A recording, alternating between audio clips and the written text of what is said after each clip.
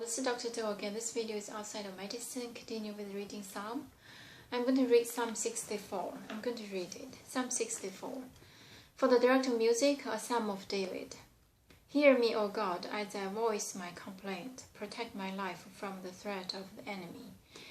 Hide me from the conspiracy of the wicked, from that noisy crowd of evildoers. They sharpen their tongues like swords, and aim their words like deadly arrows. They shoot from ambush at the innocent man. They shoot at him suddenly without fear. They encourage each other in evil plans. They talk about hiding their snares. They say, who will see them? They plot injustice and say, when we have devised a perfect plan. Surely the mind and heart of man are cunning. But God will shoot them with arrows. Suddenly they will be struck down. He will turn their own tongues against them and bring them to ruin. All who see them will shake their heads in scorn. All mankind will fear. They will proclaim the works of God and ponder what He has done.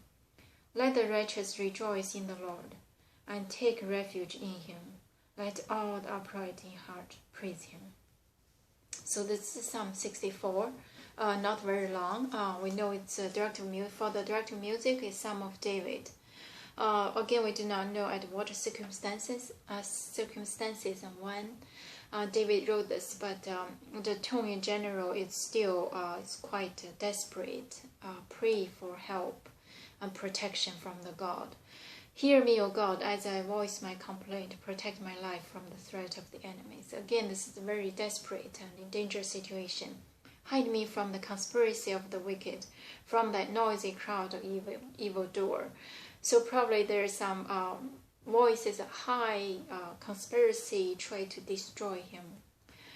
They sharpen their tongues like swords and aim their words like deadly arrows. They shoot from ambush at the innocent man, shoot at him suddenly without fear. So these people just fierce and without any hesitation to destroy the innocent, without fear to shoot him suddenly. The him refers to him here, refers to innocent, and they encourage each other in evil plans. They talk about hiding their snares. They say, who will see them? They plot injustice and say, we have devised the perfect plan. Surely the mind and the heart of man are cunning. So this is about, continue with saying about those people. They have evil plans and thinking that nobody going to see them, and their plan is perfect, and those plans are very cunning, looks like, because surely the mind and the heart of man are cunning. But God will shoot them with arrows, and suddenly they will be struck down. So God is like they shoot those innocent, and God will shoot them suddenly to strike down, and He will turn their own tongues against them and bring them to ruin. All who see them will shake their heads in scorn. So eventually, because of God, this evil man, these evil men will be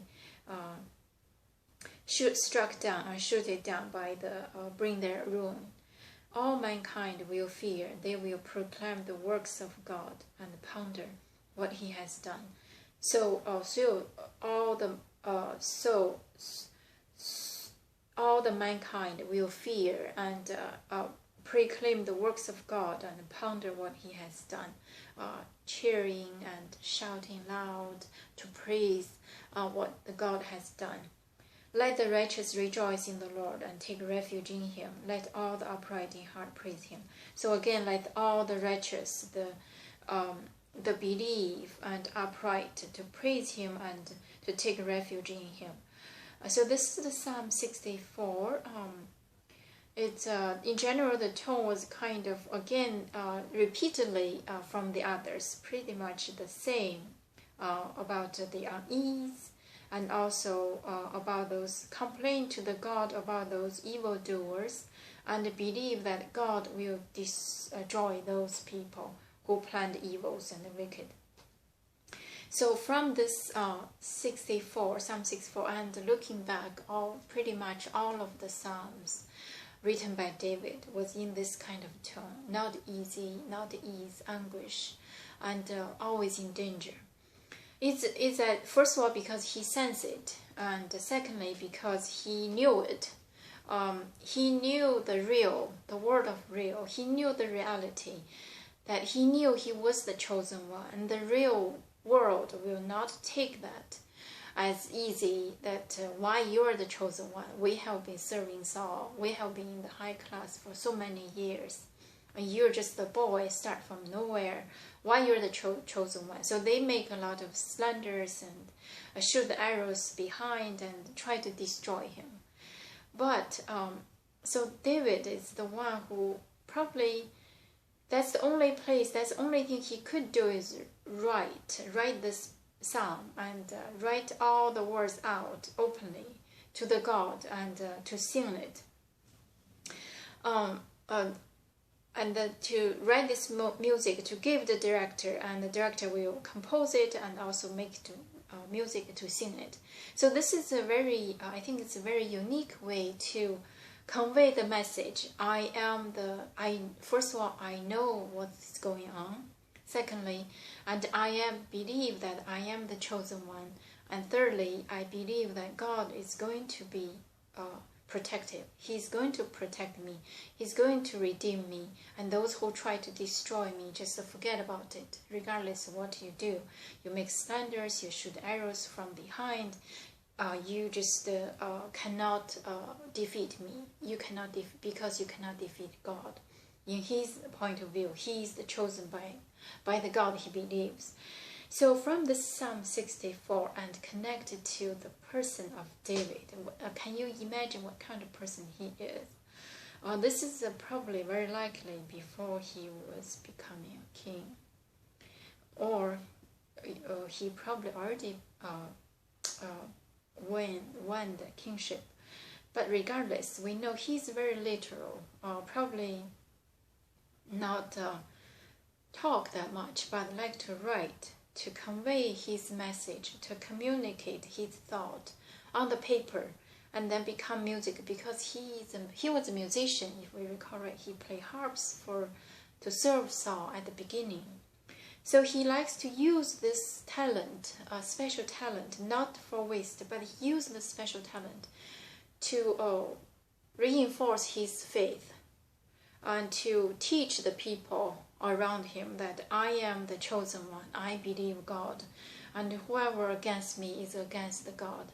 This is a very special talent, I think, for a chosen king, for a leader, to use this a plea for help. First of all, always in the position of vulnerable, and he was vulnerable because so many fears, vicious people around him. He was vulnerable in terms of age, in terms of experience, in terms of background, but he just held that belief that he was the chosen one.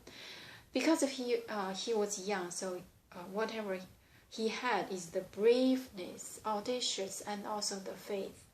Do not care about those people have been serving Saul for so many years. Those sage of the years, sage of the ages. But he just think, I am the chosen one. I'm fearless, and I'm going to get it regardless what it takes. So this is this is what I think, based on my understanding for David. So this is Psalm 64. I'm going to stop here. Again, from Psalm 64, I see the real, I see the faith, and I see he convey his mind and his status of vulnerable to the God to reinforce the faith and to win for the final victory. So I'm going to stop here.